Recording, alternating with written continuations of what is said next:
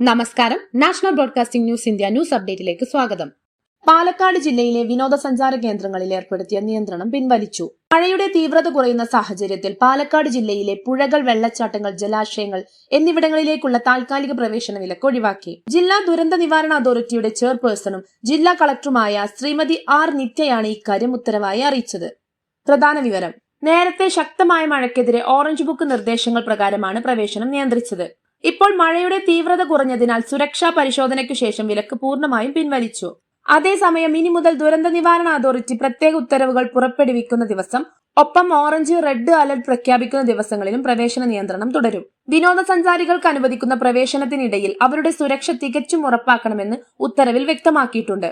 സന്ദർശകർക്കുള്ള നിർദ്ദേശം: സുരക്ഷാ മാനദണ്ഡങ്ങൾ പാലിച്ചു മാത്രമേ ഈ മേഖലകളിലേക്കുള്ള പ്രവേശനം അനുവദിക്കുകയുള്ളൂ.